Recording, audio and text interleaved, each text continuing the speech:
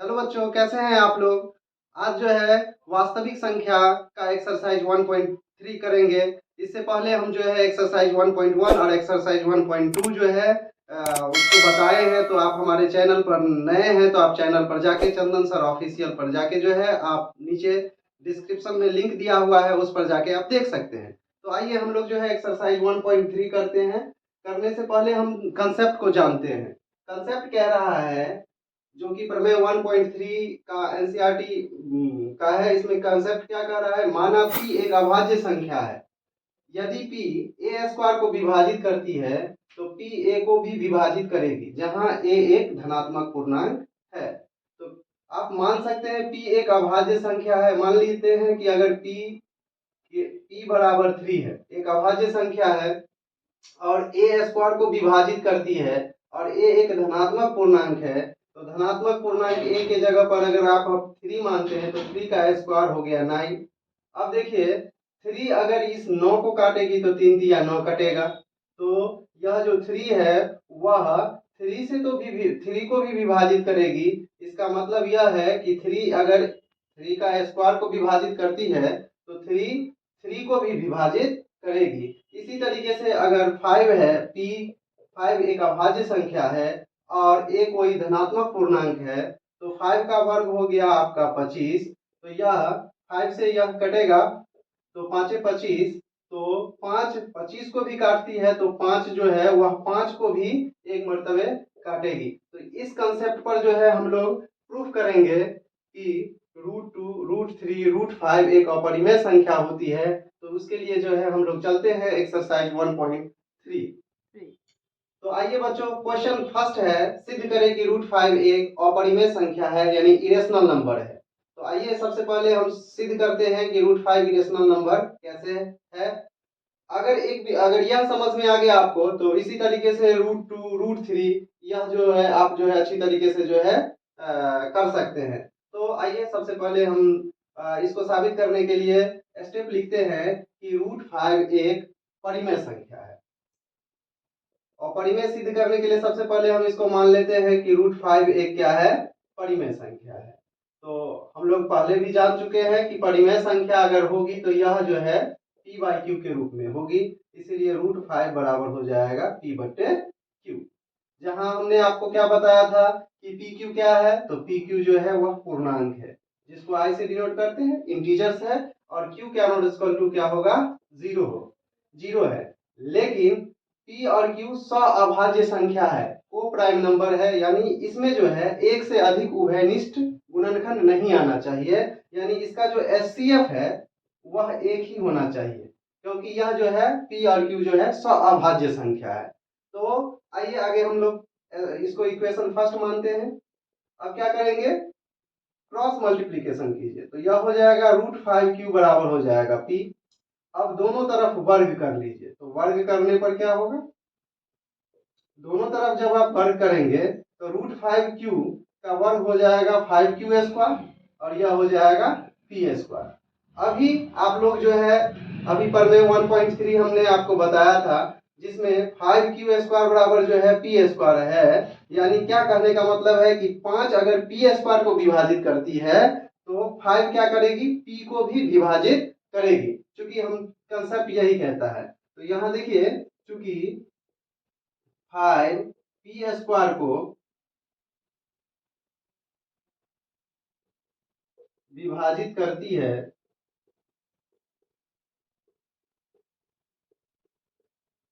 तब 5 p को भी विभाजित करेगी।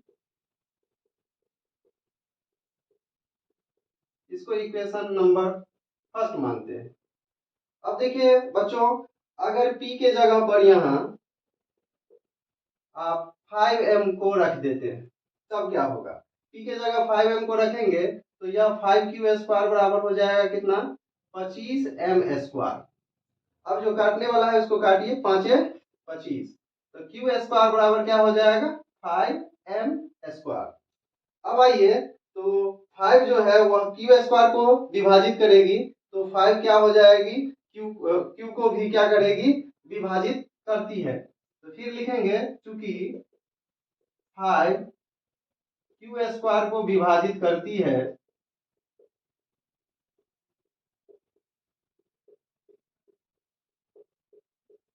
तब क्या हो जाएगा, 5q को भी विभाजित करेगी। इसको इक्वेशन नंबर सेकेंड मानते हैं। अब आप देख रहे हैं इक्वेशन फर्स्ट और इक्वेशन सेकेंड में कि 5p और q दोनों को विभाजित करती है, और हमारा कंसेप्ट क्या कहता है यहाँ कि p बाई क्यू के रूप में तो हो और पी क्यू पूर्णांक हो, लेकिन यह दोनों p और q अभाज्य संख्या है, यानी एक के अतिरिक्त कोई दूसरा उभयनिष्ठ गुणनखंड नहीं आना चाहिए। लेकिन यहाँ p और q 5 से विभाजित है, इसका मतलब यह हुआ कि इसका एक उभयनिष्ठ गुणनखंड एक के अतिरिक्त 5 भी आ जाता है, जो कि हमारी मान्यता के विपरीत है। इसका एचसीएफ एक ही होना चाहिए, एक के अतिरिक्त यहाँ क्या आ गया, 5 आ गया, जो कि हमारी मान्यता के विपरीत है। तब जो हम माने हैं कि √5 एक परिमेय संख्या है, यह मेरा मानना या हमारा मानना क्या है, गलत है। इस प्रकार हम कह सकते हैं बच्चों कि √5 एक क्या होगा, अपरिमेय संख्या है। चलिए वही बातों को हम लिखते हैं। समीकरण फर्स्ट और सेकेंड से हम पाते हैं कि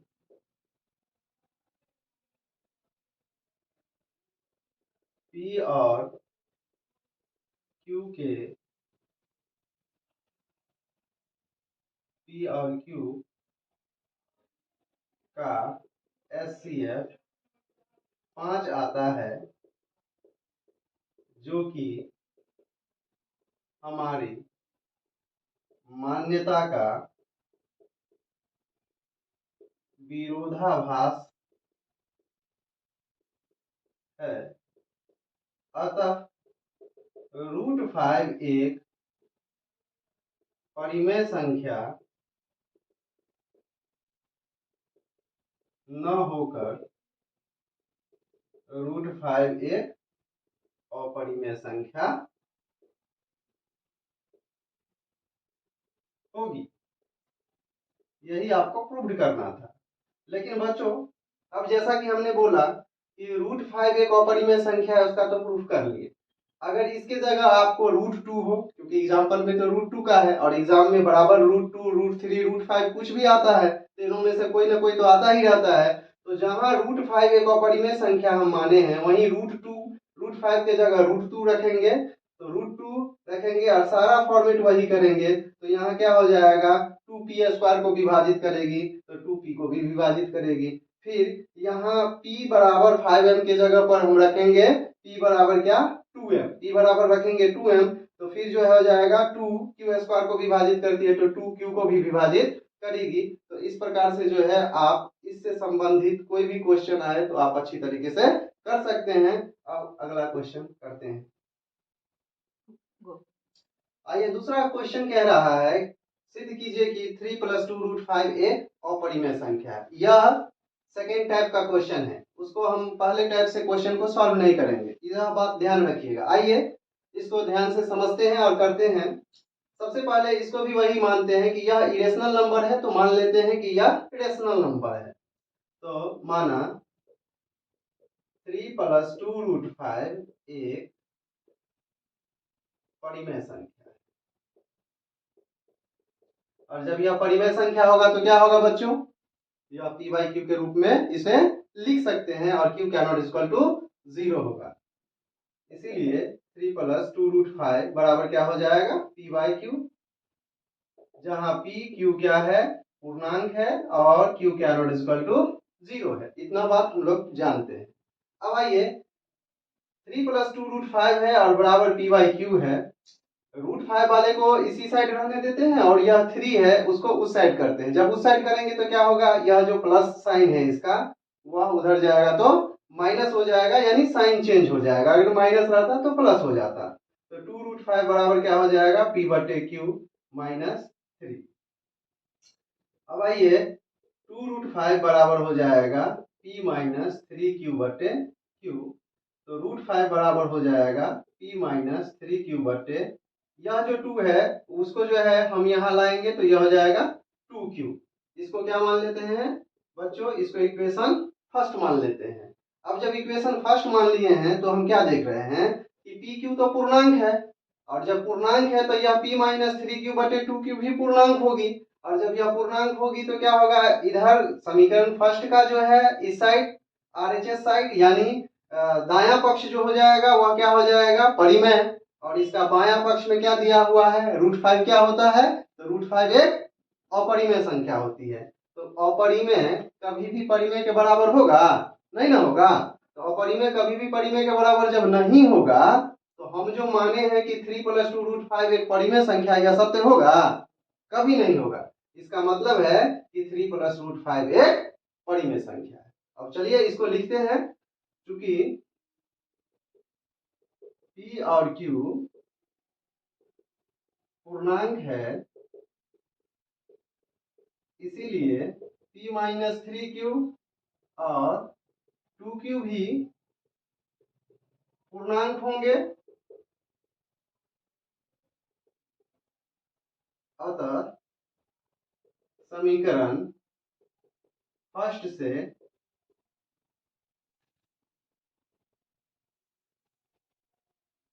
दायां पक्ष बराबर परिमेय संख्या और बायां पक्ष क्या हो जाएगा अपरिमेय संख्या।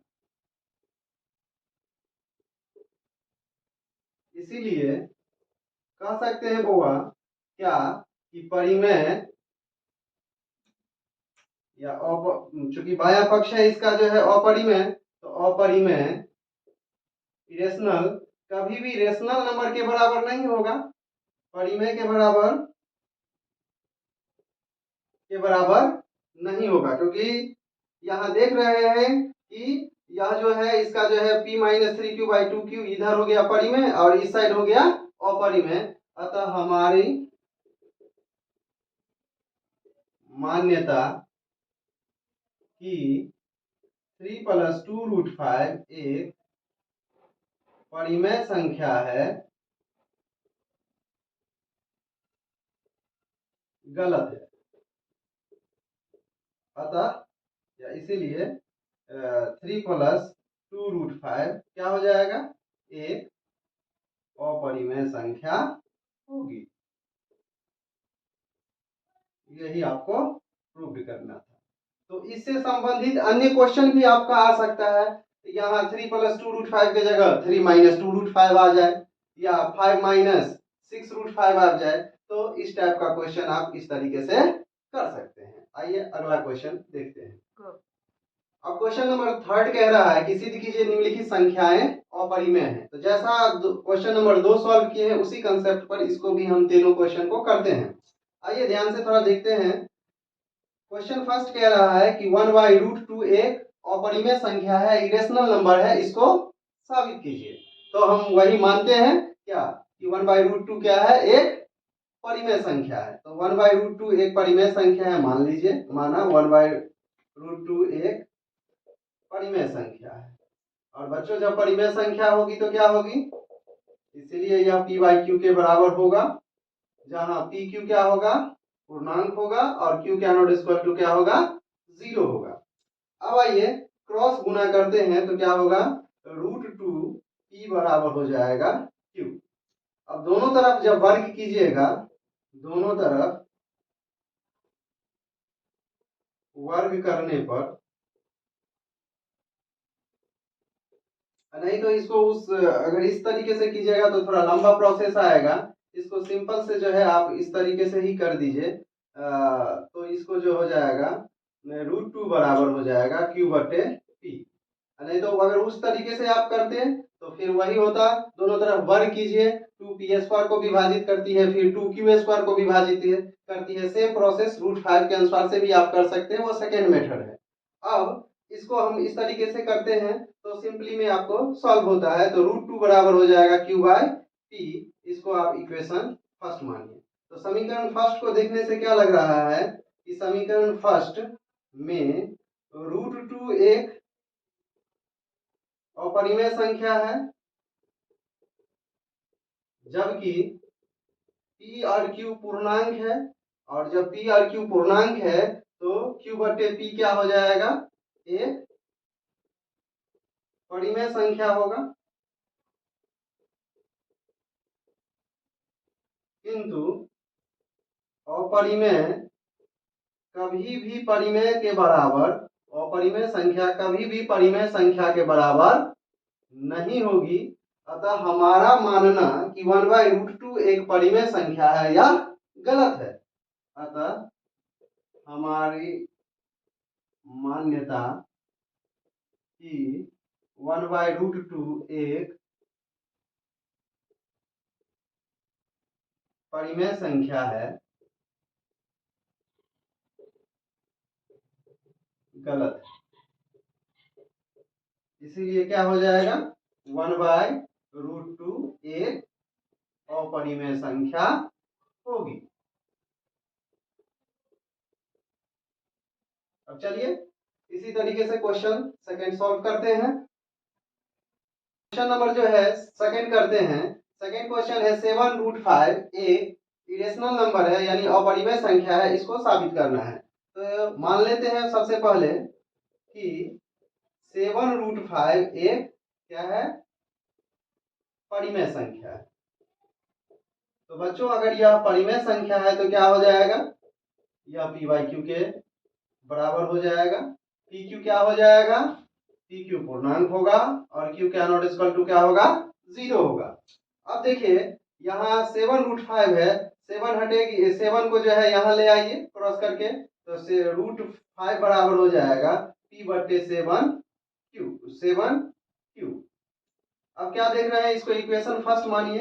समीकरण फर्स्ट में देख रहे हैं कि √5 तो एक अपरिमेय संख्या है, किंतु p बटे q, चूंकि p और q पूर्णांक है तो p और 7q भी क्या हो जाएगी, पूर्णांक होगी। तो इसका जो है दायां पक्ष जो हो जाएगा RHS जो हो जाएगा वह परिमेय हो गया, और इसका जो है LHS जो हो जाएगा वह क्या हो जाएगा, अपरिमेय होगा, जो कि आपस में कभी बराबर नहीं होगा। अपरिमेय कभी भी परिमेय के बराबर नहीं होगी। तो यहाँ लिखेंगे चूंकि पी क्यू पूर्णांक है इसीलिए P7Q भी पूर्णांक होंगे। अब समीकरण फर्स्ट में P बटे 7Q एक परिमेय संख्या है, जबकि √5 एक अपरिमेय संख्या है।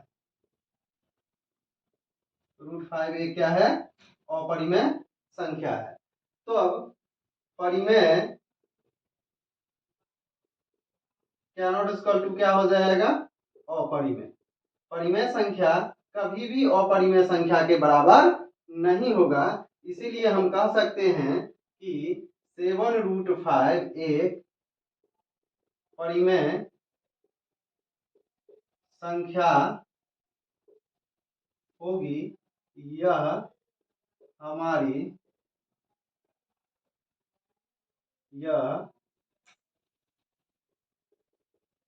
गलत है। अतः 7√5 एक क्या हो जाएगा, अपरिमेय संख्या है। यही हमको प्रूव करना था। फिर से एक बार देख लेते हैं। 7√5 जो है बराबर पी बाई क्यू, जहाँ पी क्यू क्या है, पूर्णांक है, तो यह 7 नीचे आ गया तो पी बटे 7Q। तो पी क्यू पूर्णांक है इसीलिए पी और 7Q भी पूर्णांक होंगे। अब समीकरण फर्स्ट में देखिए पी बटे 7Q क्या हो जाएगा, एक परिमेय संख्या हो जाएगा, जबकि √5 क्या है, एक अपरिमेय संख्या है। तो परिमेय कभी भी अपरिमेय के बराबर नहीं होगा। इसीलिए जो हमारी मान्यता है, हमारी मान्यता क्या है, 7√5 एक परिमेय संख्या होगी, यह गलत है। हमारी मान्यता जो है, तो अतः क्या हो जाएगा, 7√5 एक अपरिमेय संख्या है। अब क्वेश्चन थर्ड पर, क्वेश्चन नंबर थर्ड करते हैं। क्वेश्चन नंबर थर्ड कह रहा है 6 + √2 एक अपरिमेय संख्या है, इसको साबित करना है। तो मान लेते हैं कि 6 + √2 एक परिमेय संख्या है। और जब 6 प्लस रूट 2 एक परिमेय संख्या है तो इसको हम लिख सकते हैं 6 प्लस रूट 2 बराबर पी बटे क्यू, जहाँ पी क्यू क्या है, पूर्णांक है, और क्यू क्या नॉट इक्वल टू 0 है। अब आइए रूट 2 को इधर रहने देते हैं और यह 6 को उस साइड ले जाते हैं, तो हो जाएगा 6 बटे पी बटे क्यू माइनस 6, बराबर करेंगे तो रूट 2 बराबर हो जाएगा पी माइनस 6 क्यू बटे क्यू। तो चूंकि क्या देख रहे हैं कि पी क्यू पूर्णांक है, इसको इक्वेशन फर्स्ट मान लीजिए, पी क्यू क्या है, वो पूर्णांक है, तो p माइनस 6 क्यू और क्यू भी क्या होंगे, पूर्णांक होंगे। और जब पूर्णांक होंगे तो समीकरण फर्स्ट का क्या हो जाएगा, RHS परिमेय संख्या होगा, और LHS में रूट 2 क्या है, एक अपरिमेय संख्या है, तो अपरिमेय परिमेय के बराबर नहीं होगा। तो फिर ये हमारी मान्यता का क्या करता है, विरोधाभास करती है, इसीलिए क्या हो जाएगा 6 प्लस रूट 2 एक अपरिमेय संख्या होगी। तो आइए समीकरण फर्स्ट से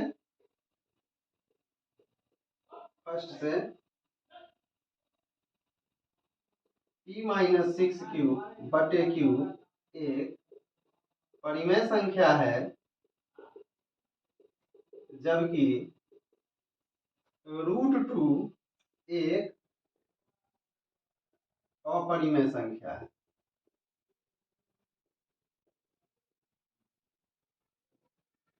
इसीलिए परिमेय संख्या कभी भी अपरिमेय संख्या के बराबर नहीं होगी।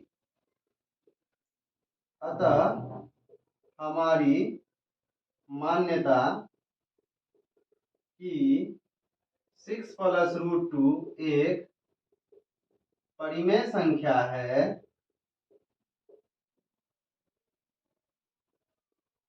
गलत है। अर्थात क्या हो जाएगा, अर्थात 6 प्लस रूट 2 एक